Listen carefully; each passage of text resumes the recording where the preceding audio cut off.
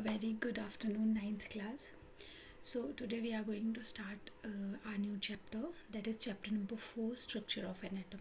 In previous chapter, हमने atom के बारे में बहुत सारी चीज़ों को लेकर डिस्कस किया, लाइक कि we have come to know that कि the matter is made up of atoms, or they are very tiny particles, or they are indivisible, और ऐसी बहुत सारी चीज़ें हमने जो एटम के बारे में अपने प्रीवियस चैप्टर में डिस्कस करी. सो जब ये सारी चीज़ें डिस्कस हुई, सो साइंटिस्ट ने सोचा if there is something like that that have mass or that occupy space or that mainly consist a matter or that constitute a matter, then it should have some structure और सम identity. तो उसी को reveal करने और उसी के बारे में ज़्यादा जानने के लिए साइंटिस्ट ने क्या किया, एटम का स्ट्रक्चर कैसा होता है, कि स्ट्रक्चरली एटम किस तरह का होता है, उसको आइडेंटिफाई करने की कोशिश करी.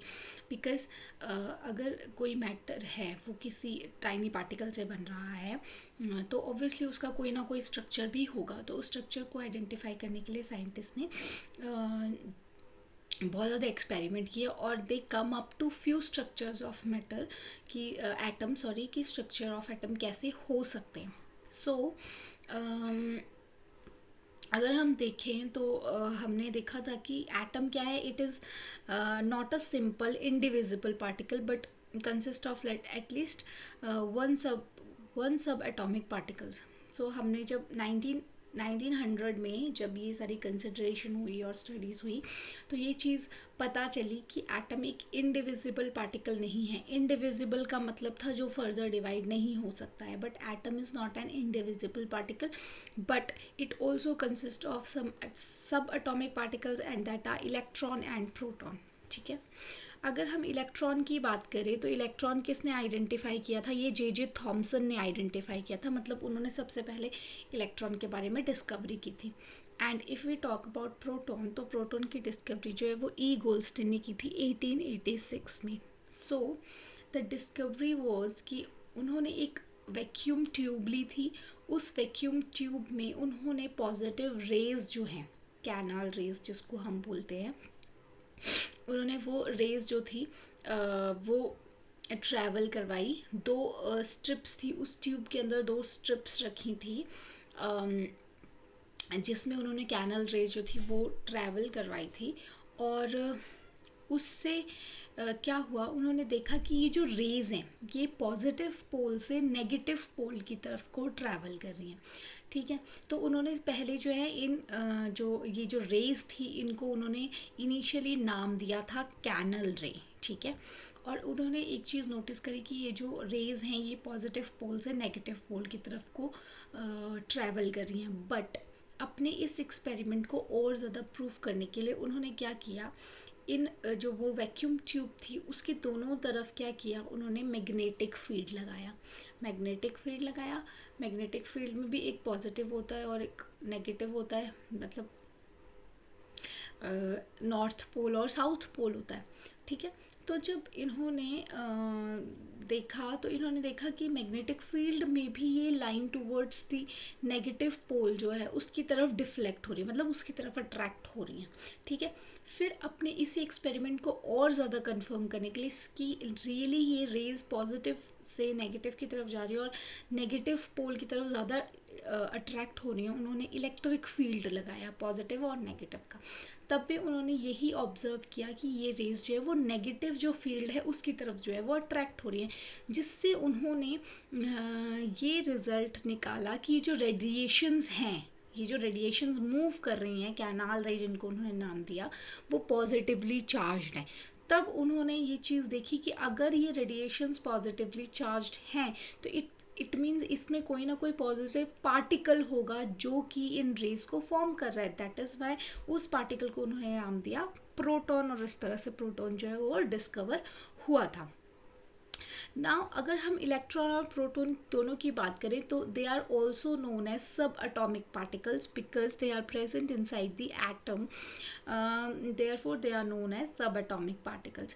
जो अगर हम ये जो सब एटॉमिक पार्टिकल्स हैं इनकी बात करें तो दे हैव इक्वल चार्ज मतलब उनका जो मैग्नीट्यूड है चार्ज का, या you can say that the power of charge they have that is same but in opposite direction. मतलब कि एक में पॉजिटिव चार्ज है एक में नेगेटिव चार्ज है, उनकी जो चार्ज की वैल्यू है they are that is balanced, कि उनका magnitude of charge is same but the charge is in opposite direction, कि अगर एक पॉजिटिव है तो एक नेगेटिव है।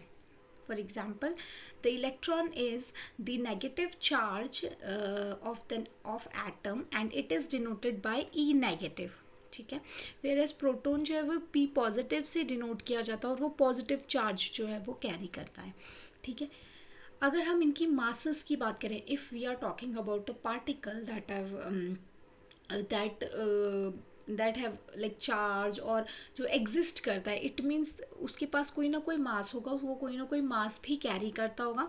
सो if we talk about the mass, then the mass of proton is considered as 1 unit, यानी कि उसका मास जो है वो 1 यूनिट है और उसका चार्ज जो है वो +1 है, यानी 1 यूनिट चार्ज पे +1, ठीक है। ये इसका जो है चार्ज और मास हो गया।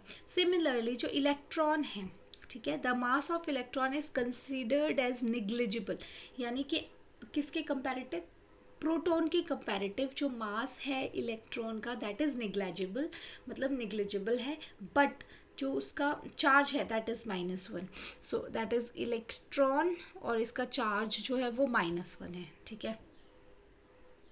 अब an atom is composed of proton and electron but mutually balancing their charges. Now what it means कि जो atom है उसमें इलेक्ट्रॉन भी होंगे और प्रोटॉन भी होंगे, बट हमने कभी ऐसे नहीं देखा ना कि, या ऐसे नहीं सुना, कोई भी जितने भी मैटर हमारे अराउंड है उसमें हमने ये चीज़ नहीं देखी है कि वो मैटर पॉजिटिव है या वो मैटर नेगेटिव है, नहीं, ऐसा नहीं होता। मैटर एज अ होल क्या होता है, न्यूट्रल होता है, ठीक है। तो as a whole matter neutral कैसे होगा, जब पॉजिटिव और नेगेटिव चार्ज जो है वो बैलेंस हो जाएंगे। सो यही चीज़ यहाँ पे बोला है कि जो एटम है वो पॉजिटिव चार्ज प्रोटॉन और इलेक्ट्रॉन से कंपोज तो होते, बनते तो हैं, but mutually balancing their charges, यानी कि कोई भी मैटर जिसमें इलेक्ट्रॉन और प्रोटॉन दोनों प्रेजेंट होंगे तो उनके जो चार्जेस होंगे वो बैलेंस होंगे। फॉर एग्जाम्पल, जैसे प्रोटॉन प्रेजेंट है, एक प्रोटॉन है यानी +1 चार्ज है और एक ही इलेक्ट्रॉन है यानी -1 चार्ज है, तो दोनों कैंसल आउट हो गए तो यानी 0, ठीक है। चार्जेस इनके कैंसल आउट हो गए तो यानी 0। तो इट मीन्स क्या है कि बैलेंस चार्ज इस, अगर ये कोई मैटर है, ठीक है, जिसमें सिर्फ एक ही प्रोटॉन है एक ही इलेक्ट्रॉन है, तो इनके चार्जेस कैंसिल हो गए 0, यानी ये मैटर जो है वो इसमें म्यूचुअल कोई चार्ज नहीं है, ये न्यूट्रल मैटर है, ठीक है। तो यही चीज़ इसमें बोलेगी कि जो एटम है उसमें अगर इलेक्ट्रॉन और प्रोटॉन सेम नंबर के होते हैं और वो क्या करते हैं, चार्ज को बैलेंस करते हैं, ठीक है, और एटम को या मैटर को एज अ होल न्यूट्रल बनाते हैं। Now, it was also known that protons were in the interior of atoms, whereas electrons are in the outer sides, and hence electron can be easily removed, but proton can't. What it means कि जो electrons हैं हमारे, वो अगर हम atom की बात कर रहे हैं तो एटम की बात करें तो उसमें जो प्रोटॉन्स हैं हमारे, ठीक है, वो क्या है, इनर साइड में, मतलब अंदर की तरफ है, वेरेज जो इलेक्ट्रॉन है वो बाहर की तरफ है। तो इसीलिए बाहर से इलेक्ट्रॉन्स को निकालना इजी है। अगर हम चाहते हैं कि हम किसी एटम में से इलेक्ट्रॉन रिमूव कर सके तो वो एक इजी टास्क है as compare to removing a proton, क्योंकि प्रोटॉन जो है एटम में ज़्यादा इनर साइड में जो होते हैं वो प्रेजेंट होते हैं।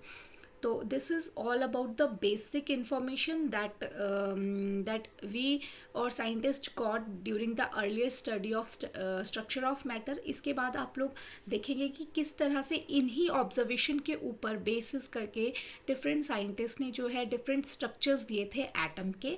But for today's this is it. Now let's move towards the questions. So your first question is what are canal rays? Canal rays क्या थी? If an atom contain one electron and one proton, will it carry any charge? What is subatomic particles? Thank you.